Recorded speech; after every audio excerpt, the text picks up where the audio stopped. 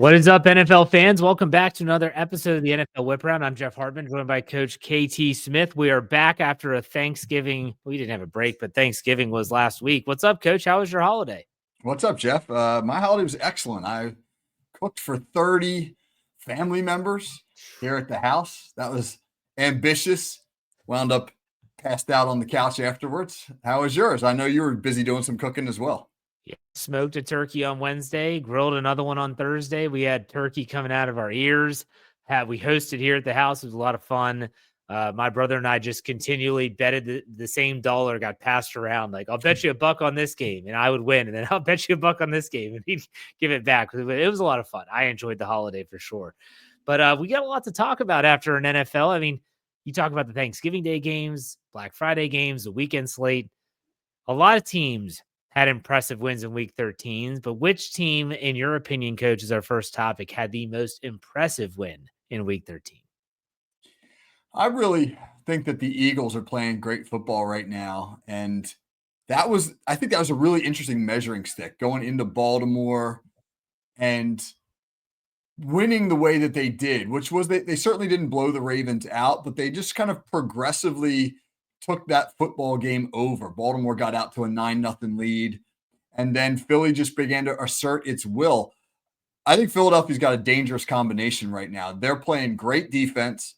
They've got an experienced coordinator in Vic Fangio who has the right people to make his system work. Man, they got two exceptional rookie corners that really are the key to making that Fangio scheme effective. And they can stop the run, play the pass, and then on the other side, run the football with Saquon Barkley. Saquon Barkley's on pace right now to break the NFL single-season rushing record. So that's postseason football, man. And they went into Baltimore and they won what felt like a playoff game. I think the Eagles are for real, and they're going to give the Lions a real run for their money right now. What does that say about the Ravens? I'm curious, but you brought up the game, and I thought it was a great game, and it was an entertaining game. What does that say about the Baltimore Ravens to you? Because there were times they look sluggish. I mean, you look at Derrick Henry, he's had a hell of a season, but when you see Saquon Barkley, they look like they're in different leagues at this stage of the season. What were your thoughts about Baltimore? There's a lot of tread on Derrick Henry's tires, and he's having an excellent season, but this is the time of year where sometimes those older backs who have, toted the rock a couple thousand times start to get worn down. So it'll be interesting to see if Derrick Henry can continue to be the same guy he was in September and October in December and January. I think Baltimore's very good. They're obviously dangerous. They've got tons of talent at the skill positions. They're just not great on defense. And I don't know if you can win with their flaws on the defensive side of the ball. They get exposed in the passing game. They don't get after the quarterback particularly well. And I don't know if they're good enough. For me, the most impressive win, and I'm not going to be a homer here, but I'm going to say that was actually the Buffalo Bills 35-10 win over the 49ers in the snow. Don't get me started on how Buffalo can play in those conditions, but they couldn't play in the wild card game last year. Not going to go there, even though I just did. But still, you have the Bills. The 49ers are kind of a shell of themselves. I think we can all admit that. Christian McCaffrey goes down with another injury, a PCL, and his knee's likely done for the year. They already are without Brandon Ayuk. Trent Williams is banged up. Brock Purdy is banged up. Deebo Samuel doesn't look the same. The Bills didn't matter. They ran all over them. They were doing whatever they wanted. They were pitching balls backwards to the quarterback for him to awesome. dive. I saw you say on Twitter that I think you ran that play in 82 in the backyard. Yes, we all did, Coach. we all did. Uh-huh. But I was impressed. I mean, the Bills have rattled off 7 in a row, and they're 10-2. They look to be a force. I mean, what's your take on that game? They look confident. They look like a team that knows what they're doing. They embrace, obviously, those types of elements. And it feels right now like they're just getting better. They're on the right arc. A team like the Ravens, I don't know if they are. And a lot of times it just comes down to who's playing the best football at the right time of year. I mean, there's a lot of people who've been questioning whether or not Kansas City is good enough. But what we found out about the Chiefs the last several seasons is they're good enough when it really matters. And right now, that's how Buffalo looks. They look like a team that's starting to peak as opposed to a team maybe that played its best football earlier in the season. All right, so let's move to our next topic. The consensus around the football world is that the NFC is a two-team race between Detroit and Philadelphia. Is that accurate, or would you consider the Vikings and or the Packers legitimate contenders as well? Coach, what's your thoughts? Well, Philly and Detroit certainly passed the eye test. And when you look at the Vikings and you look at Sam Darnold and you look at some of their close wins over mediocre teams, you say, they're not in the same league as those other two teams. But 10-2 is 10-2. And you think about when Minnesota and Detroit played earlier in the season. I mean, Detroit won that game by 2 points on a field goal in the final seconds of the game. That easily could have been a Minnesota victory. And if Detroit misses that field goal, maybe we're talking about the 11-1 Vikings and the Lions being in second place. So I'm not going to count Minnesota out. I think that they've got an excellent coaching staff. I think Kevin O'Connell is one of the better head coaches in the league. I think Brian Flores is clearly one of the best defensive coordinators in the league. And when they're healthy, they got a ton of talent on both sides of the football. So I think Minnesota's probably kind of where they want to be right now, flying under the radar, giving themselves the opportunity to play meaningful postseason games, and then anything can happen. So while I do think Philly and Detroit are the favorites, I absolutely wouldn't sleep on the Vikings. I think that what's important to discuss here is something that you already mentioned, and that is that the Eagles are playing their best football right now. Here we are going into week 14 now on the National Football League calendar. And some of these teams are not necessarily playing their best football right now. I mean, Detroit, they've gotten away with some squeakers the last few weeks. And against the Bears, you're watching them come out to a hot start. They kind of sizzle.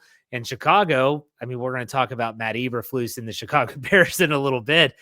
They kind of screwed themselves out of potentially winning that football game. I'm not saying that Minnesota and Green Bay don't deserve to be in the discussion. The challenge for me in this regard is that they all come from the same division. And so you're talking about two of these teams are probably going to be wild card teams. They're going to have to play on the road.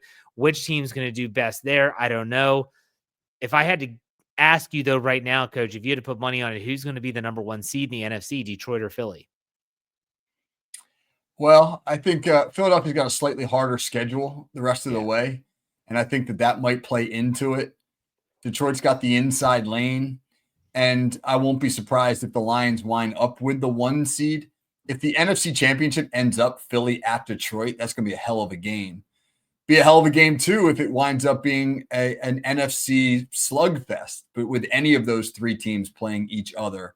So I think we're shaping up for a really exciting postseason in the NFC. If you had to pick a dark horse team, Minnesota or Green Bay, who could surprise everyone, which one would you go with?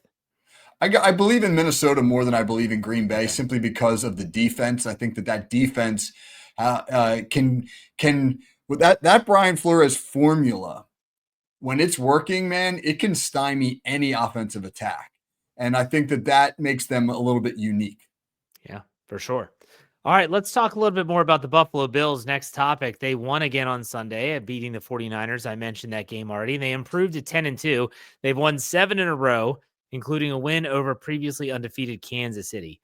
Is Buffalo the team to beat now in the AFC? This is a good discussion. Go ahead, Coach. Yeah. It feels that way for all the reasons that we just stated. But then you have to remember that the Bills are a haunted franchise in the postseason. I mean, if you go back to the 90s when they lose 4 straight Super Bowls, I still can't wrap my brain around how frustrating that must have been as a Buffalo fan. And each one got progressively worse. The first one they lose on the missed field goal, the Scott Norwood kick to the Giants. They lose that game 20-19. And then each one afterwards is an increasing blowout, which is awful. And then you have the recent postseason woes. They can't get past the Chiefs. So they've beaten Kansas City 4 straight times in the regular season, but Kansas City has won the last 3 playoff meetings between the two. So while on paper and really to the eye test, I think Buffalo is the team to beat, I can't say that they are until they prove they can beat Kansas City, or if not Kansas City, prove they can win a postseason game when they need to get to the Super Bowl. Well, I agree with everything that you said, but let's talk about this. Who is the cream of the crop in the American Football Conference right now? Buffalo, Kansas City. What are the teams are you putting in that upper echelon of the AFC? Well, it all depends how much you believe in the Steelers. Baltimore, everybody's still talking about Baltimore. They're 8-5. They're 8-5. They've lost 5 football games. And so I have a hard time entertaining them as part of this conversation. The question then with Buffalo and Kansas City, unquestionably part of that upper echelon, is whether you believe the Steelers belong in that conversation and whether or not you believe in the LA Chargers, because they have gotten hot and they're now an 8-4 football team playing some pretty good football. And so do you entertain that notion? I mean, I think the way the Steelers won on Sunday in an absolute shootout, scoring 44 points, 500 some yards, that was always the thing that made you question Pittsburgh. Hey, they play great defense, but when you get to the postseason, you're going to have to score points, and they don't score enough to beat these premier teams. Well, 500 something yards of offense is 500 yards of offense. I don't care who the opponent was. Pittsburgh showed that they can win a shootout style game, and that was important for them. But the question is, I don't know, are they part of that upper echelon right now, Jeff? I would have to do some really talking out of not putting them in there. I mean, when you think about it, they've had some bad losses, teams without a winning record. They've lost to the Colts, the Cowboys, and the Browns. But they've also beat some pretty tough teams. They were the team that started the Commanders slide. They beat the Baltimore Ravens at home. Everyone says, I mean, that was the most prolific passing attack in the NFL, and Joe Burrow and the Bengals. And while the defense, they gave up 38. One was a pick six. I don't credit that. So 31 points on the defense. They also still got 3 takeaways, timely takeaways, and put up a defensive score of their own. I think the Steelers are developing a team mantra that is, we can beat you in multiple ways. Something they haven't been able to say in recent memory, probably since before Ben Roethlisberger blew his elbow out in 2019. And that is, if you want to win a low scoring affair, we've got the defense to do it. And if we have to outscore you, for the first time, coach, in a long time, the Steelers now have an offense to do it. I'm putting them there. You're saying you're still not sure? Well, I think, you can add the Chargers to that list of impressive wins too. Pittsburgh beat the Chargers earlier in the year. I think we'll know a lot. I want to see where the Steelers are when they have to play Kansas City and Philadelphia within 4 days of each other. That's a tough ask. And they don't even have to win both of those games. I mean, if they win one of those games, I think that's a win for them. But I'm really interested to see how they match up against those two teams, because Cincinnati's a division rival. Baltimore's a division rival. The Steelers have owned the Chargers in recent years. I mean, those are games that you sort of expect the Steelers to win. I don't know if they're expected to win either game against Philly or Kansas City. And if they win one of those games, I think I'll be a believer. I mean, so the Steelers schedule this upcoming week, they have the Browns at home. I would expect them to be favored. Then they go on the road to Philly. They are not going to be favored in that game. Then they go on the road on a Saturday to play the Ravens. Probably won't be favored there either. Then they host the Chiefs at home on Christmas Day. Probably not going to be favored there either. I think this is a really tough stretch. I hope that week 18, that game at home against the Bengals, means nothing. That the whatever playoff seedings that are out there, it's already locked up. They can't move up, can't move down. They can rest players if they want. That's the hope. But I think right now the AFC, I think it's kind of open. I'm not impressed with the Kansas City Chiefs. I've been saying that all year. But, Coach, did you watch them on Friday? Yeah, I watched the Chiefs on Friday. You had to see what I've been saying. These guys are getting away with everything. All the breaks are going their way. It's incredible. It is. I always kind of lean into the whole you make your own luck argument, and that breaks go your way for a reason. But it has now reached the point, where where Kansas City can't keep living like this. You can see for the first time, you know what I noticed on Friday is the first time that I've seen Patrick Mahomes like visibly frustrated with the way things are going. Everybody has their moment, but Mahomes' body language and the number of times that he's now griping to the refs and the number of times that he comes off on the sideline and looks frustrated, that has increased significantly. And that tells me that he sees it or feels it as well. They are not the same team. Whether or not that will catch up to them in the postseason, though, remains to be seen. Yeah, they've already clinched a playoff spot. Yep. So there you go. All right, let's go to our next topic. The Chicago Bears. This will be a fun one. The Chicago Bears fired Matt Eberflus on Friday, one day after an epic clock mismanagement cost them a chance to take the Thanksgiving Day with Detroit to overtime. Did Chicago do the right thing in firing Eberflus, and where should they go from here? Now, I do want to say Thomas Brown has taken over as interim status as a head coach. The dude sounds like Mike Tomlin 2.0 if you listen to him. I saw a clip on Twitter. Like, he's very well spoken. He's talking about how we got to get this team right, not from an X's and O's standpoint. They got to get the locker room together. So I'm sure maybe he's thinking this is an audition. But let's start with the firing first, Coach. Were you on board? Oh, my gosh. How could you not be on board, man?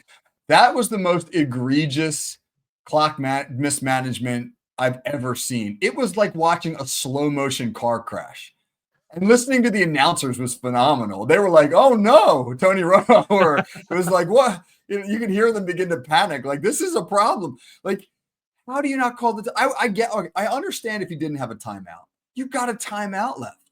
And Matt Eberflus's explanation about how we were hoping to re-rack it, whatever the hell that means, at 18 seconds, snap the ball at 18 seconds and throw the ball in the middle. Okay, fine. But when it gets to 18 seconds and it's clear that you haven't communicated the play properly, and now Caleb Williams starts to change the play at the line, you have to call timeout. There's no way to not call timeout there. And I mean, you're in field goal range. You're at the 35. It's a long field goal, but guys are making 52-yard field goals these days. Like, it's not that big a deal.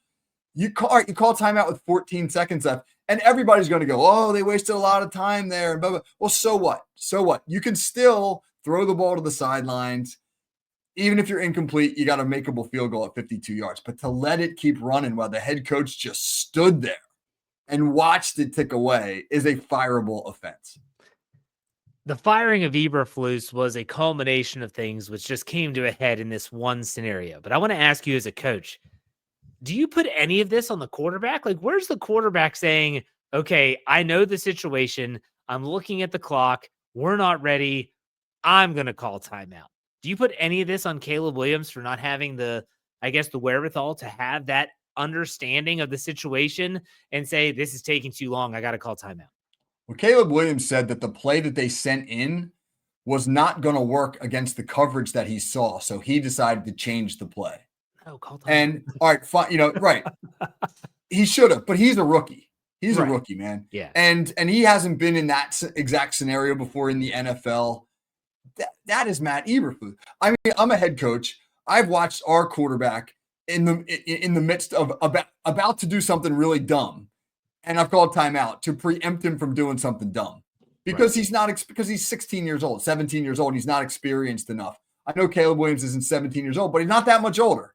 He's 22, 23, and he's never been in that situation before. Part of your job as a head coach is to put your players in positions to succeed. And when you can see that they're not in that position, to help them avoid disaster. And Matt Eberflus did not help Caleb Williams avoid disaster there. No. And I think that there was like a rejoicing. They lose the game, and that's a gut punch for the Bears. But I think there's a rejoicing aspect to this where it's like, well, at least it got the guy fired. He's not going to be back next year. And honestly, you listen to like our podcast here on Fans First Sports Network that covers the Bears. They were actually saying like, hey, they weren't going to go to the playoffs. So if you got to get rid of the coach, let's do it now and let's start the process. So now the question is, where do they go from here? Where do you think they should go from here? Well, I think Thomas Brown's a pretty sharp guy, and he's going to get a 5 or 6 game audition here. And they can evaluate that however they choose.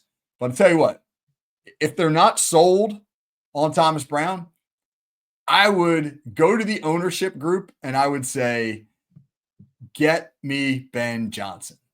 Get me Ben Johnson. You're going to steal away arguably the best offensive coordinator in the NFL from a division rival and give him an opportunity to work with the number one overall pick in the NFL draft. And that might be attractive enough for Ben Johnson to jump ship. He's going to have probably his pick of job offers. But Chicago's a pretty attractive spot from a talent perspective. They've got a lot of, Caleb Williams and some really, really good skill players. And it may be attractive to him if you put a really big dollar figure in front of that offer. Now, if you're Ben Johnson, you might look at Chicago and say, the history of dysfunction here is just too much. And I think I've got some more stable situations elsewhere to entertain. But again, I'd give Brown the first crack at it. But if not Brown, Ben Johnson would be my target. I think it's tough to predict this based on what do we know about Ryan Poles? Is he still going to be the GM? Is he going to survive this? And if you're going to start clean, well, you got to get a new GM. Then you got to start the head coach search. And, you think about like the Jets, they've already done that. They've already cleared their house and they're starting to try and find those pieces now. It's going to be interesting because honestly, when you look at what Ryan Poles has or has not done, I don't know if his job is safe. Do you agree or disagree? Well, they publicly backed him today, which means he's getting fired. So I was going to say a public backing does not mean anything. Public backing is the kiss of death, man. So, but do you think that he should be retained as the general manager based on what he's done so far? Well, he made the decision to stick with Eberflus last year when a lot of people believed he should be gone. Right. And Chicago kind of rallied at the end of the year and wound up going 7-10, which was a little bit of fool's gold. And I think that convinced people that, hey, they got rid of Luke Getsy, who had been the OC. They brought in Shane Waldron, which at the time seemed like a great move because he had revitalized Geno Smith's career in Seattle and seemed to be a guy that was great working with quarterbacks. So I guess if you're going to fault Poles, it's that he's stuck with Eberflus too long. But I liked the move to bring in Shane Waldron. Do you trust Poles to bring in another OC? That's the question they have to answer. All right. We'll see. This next topic is going to be really interesting because it's the final topic of the show, and it is about Texans linebacker. I think it's Azeez Al-Shaair was ejected on Sunday for a hit that knocked Jacksonville quarterback Trevor Lawrence unconscious, and he is now in the NFL's concussion protocol, and this was when he gave himself up on a slide. A fight broke out in the aftermath. A Jaguars player attacked said linebacker Al-Shaair. Was this an ejectable play to you, and should Al-Shaair be suspended? Now, at the moment that this being recorded, there's been no finality to this case yet. There is discussions that he should be suspended. So just understand that in case news breaks on Tuesday morning and you're like, well, he was suspended. So, Coach, do you think, well, first, what did you think about the play? Let me start there, and then we'll go to the suspension. I think in 2024, that's a textbook ejectable offense. The way that the game is called now, that and I think you also have to consider the fact that it's Trevor Lawrence, a $200-something million quarterback, flailing around. I don't know if you saw that, man, but you saw the arms kind of spasming, Oh, yeah. and that is an ugly visual. And then the Jaguars players react and come to his aid, and the fight breaks out. Into the way that today we have seen players ejected for less in 2024. And so I think, yes, the answer to that first question is the way the game is currently being legislated, so to speak, that's an ejectable offense. You were a defensive player, Yep. and I know we've talked about this before, but in this respect, I watched that play probably about 15 times, played it over and over again. It's not that I want to see Trevor Lawrence unconscious on the turf. I was just trying to put myself in the linebacker's shoes. He is trying to make a play. And some people have resurfaced some plays that, Trevor Lawrence and other quarterbacks like him who are athletic and can run, where it's not a Kenny Pickett fake slide when he was at Pitt, but they don't do what you think they're going to do. and they rip off more yardage. Go back to the wild card game I mentioned earlier, Pittsburgh at Buffalo last year. And what did Josh Allen do? Everyone thought he was going to slide. They ease up. He keeps running and runs in for a touchdown. I feel like the way that I agree with you. It's the way that they're calling plays and they're calling penalties in 2024. But man, is it tough to play defense in the National Football League, because Yep. every time that this happens where he actually does slide and he gets hit high and hit late, there's a time where Patrick Mahomes acts like he's going to slide and then tiptoes the sideline for another 15 yards. Lamar Jackson's done it before. And I have always said, if a defensive player goes and lights that quarterback up on the sideline, oh my gosh, like there's a fight and they could be kicked out of the game. What do you tell a defender to do there, Kevin? I don't know. Seriously, I know that all coaches go over this over and over with their players and try to teach them to use discretion. And at worst, don't lead with the shoulder or the head, because that's clearly going to get flagged. Throw your arms out. I've heard coaches talk about that before. If you throw your arms out, you're at least presenting the appearance that you're not trying to hit him with everything.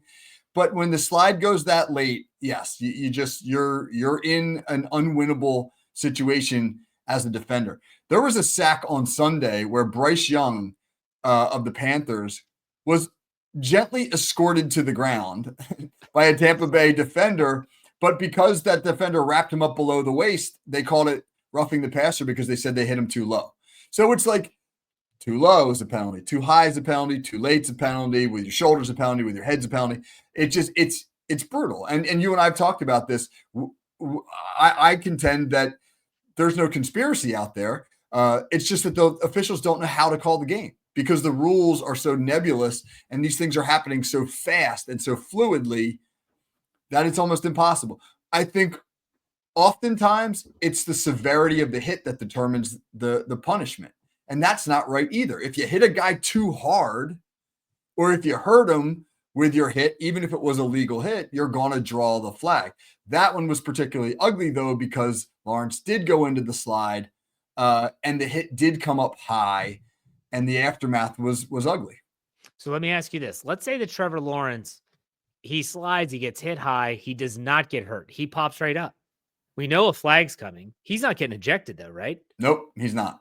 So they're playing the end result here, and that's what I don't like.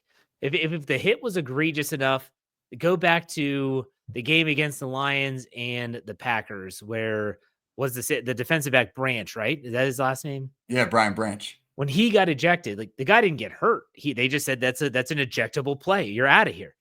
That's what I don't understand, is that it felt like to me they were playing the result. And I saw a sack. I'm sure you did too if you watched the Steelers game. Cam Hayward one arms the guard right back into Joe Burrow's lap. He wraps up Burrow and he starts to take him to the ground like, oh my gosh, they're going to flag him because they're going to blow it dead. What does he do? He pulls him right on top of him. That's what defenders have to do now. They have to bear hug the quarterback, fall backwards, let the quarterback hit them so that they don't hit the ground and they don't flag. I thought the same thing. I thought when Cam Hayward twisted his body to allow him to hit the ground first, I said, oh, that's genius. I think player history factors in as well. You think back to like Kareem Jackson when the NFL basically kicked him out of the league for the rest of the year a few years back because he had a long history of personal foul penalties and late hits.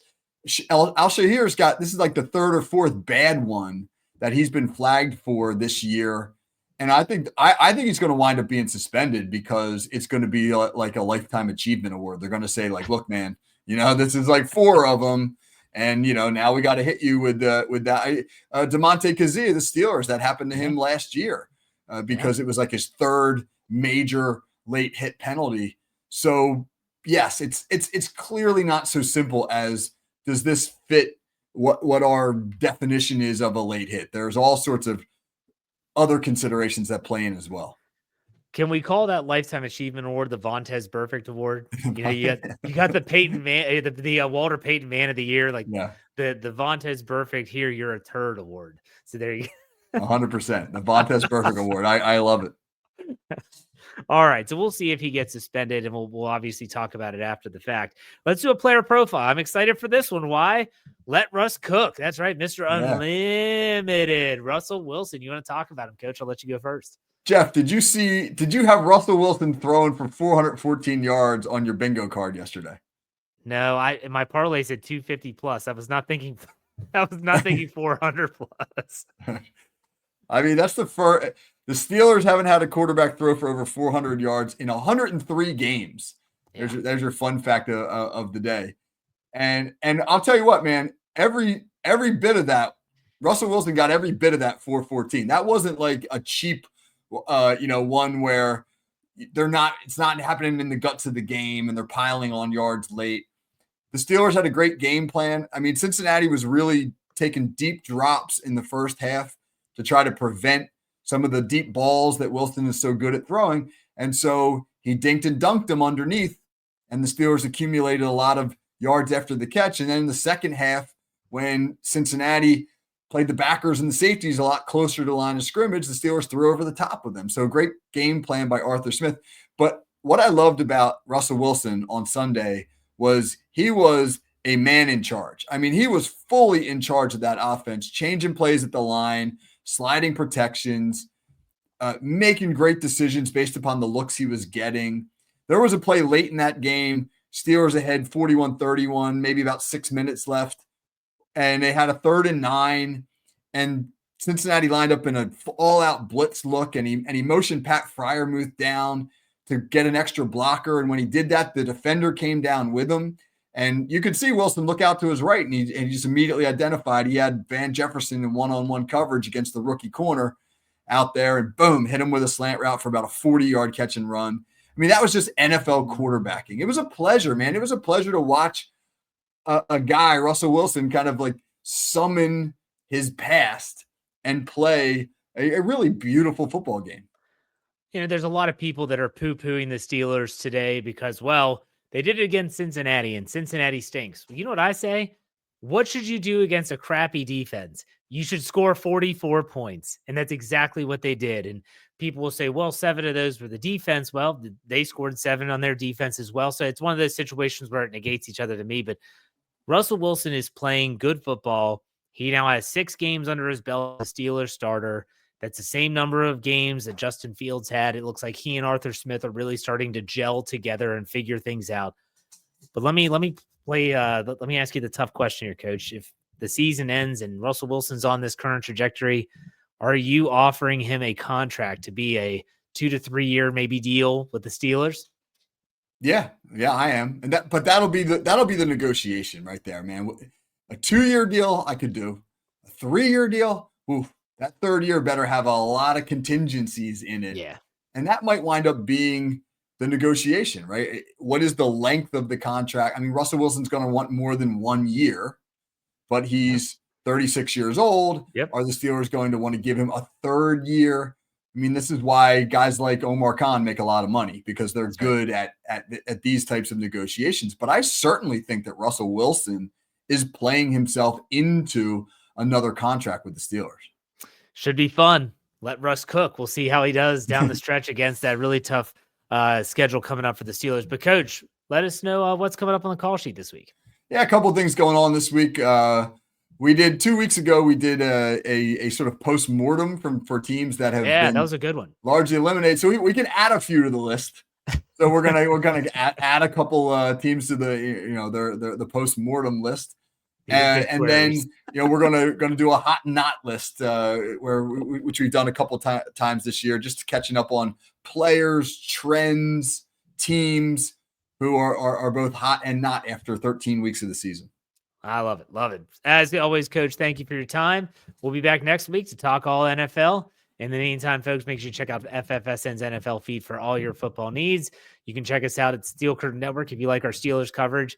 Anywhere you get your podcast, search Steel Curtain Network, or you can check us out at steelcurtainnetwork.com. But, Coach, thanks again. We'll talk next week.